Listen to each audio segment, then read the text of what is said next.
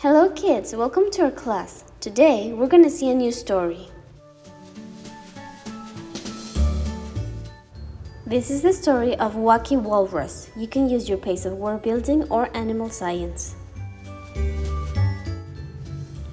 Wacky Walrus was very pleased because he was so big. My, but he was huge.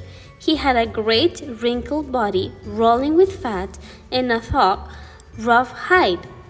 He had whiskers that bristled, and he had two enormous tusks hanging down from each side of his mouth. What a fierce-looking creature Wacky Walrus was! Now maybe you wonder why he was called Wacky Walrus. That's such a funny name for a walrus. Well, it seems that when Wacky Walrus was born, his parents were so proud of him, they wanted to give him a very dignified, important-sounding name. They decided that Wackelhauser Walrus was a fine-sounding name. Wow! Wackelhauser Walrus! That was all right when he was small. However, when he became a young walrus, the name Wackelhauser Walrus was just a wee bit cumbersome. His walrus playmates soon shortened his name to Wacky Walrus. They were not making fun of Wacky Walrus. They just need a shortened name to call him. Now, Wacky Walrus was big enough for a big name like Wackelhauser Walrus, but everyone was used to call him Wacky Walrus. It seemed awfully unfriendly to yell, "Hey, Wackelhauser Walrus, come and play with us!" So, he was still Wacky Walrus to his friends. Wacky Walrus liked some things about being big. No one could push him around. He was just too big. Sometimes, though, he got tired of dragging around his big body. "I wish I were little like you," he said to a grasshopper one day. "Why would you want to be little like me, Wacky Walrus? I think it will be fun to be huge like you." "You have no idea how hard life is when you are small as I am," replied the grasshopper. "You have no idea how hard life is when you are as big as I am. I tell you, it will be wonderful to be small." "Let's change places," said the grasshopper, not really meaning it. "All right," said Wacky Walrus, not really meaning it either. Can you guess what happened? Wacky Walrus did not know how, but he had become very tiny. Suddenly, wee Wacky Walrus looked up in surprise. What was that enormous foot laying near his head? It was long and thin and green. What kind of creature was this? He looked up. There were gigantic green legs like grasshoppers, an enormous head with two boggling eyes. That looked like a grasshopper. Wacky Walrus knew that never in this world had there been such a huge grasshopper.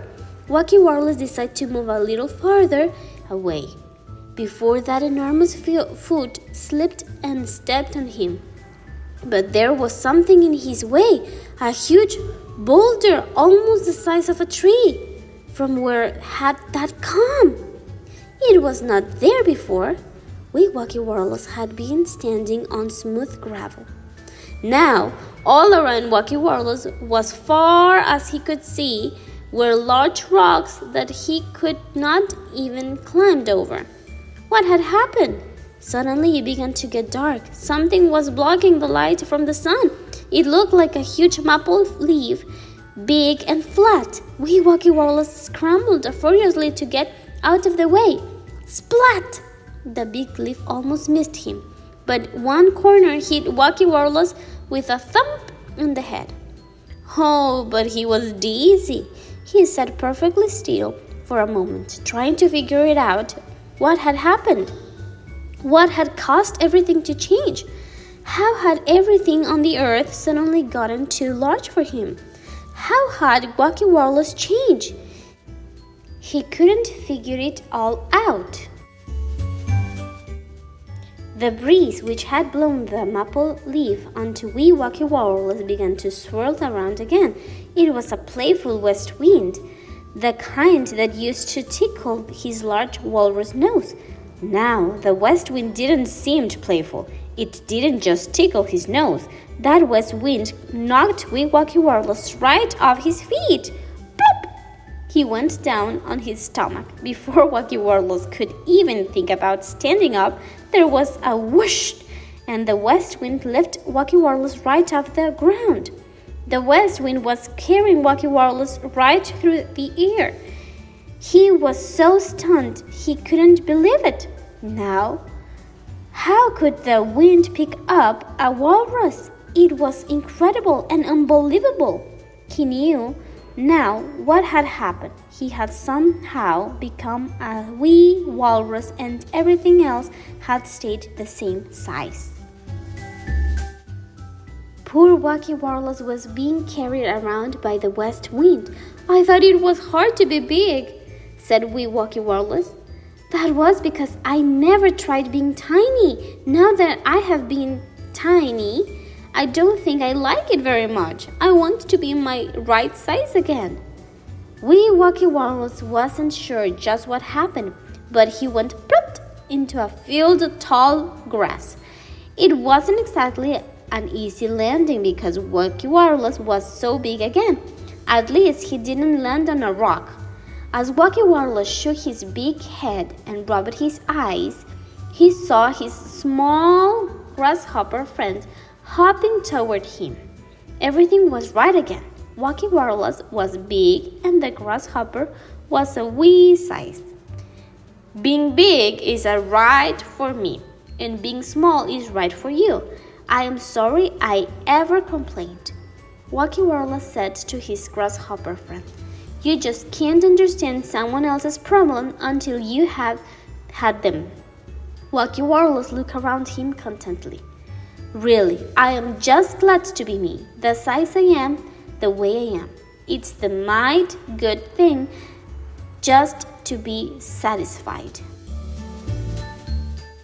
On your page of animal science on page 21, color the picture. On page 22, there are 5 W's hidden in each wheel. Circle each one. On page 23, look at each shape. Trace each shape with your pencil. Draw each shape in the box. Thanks for watching. Don't forget to like and subscribe.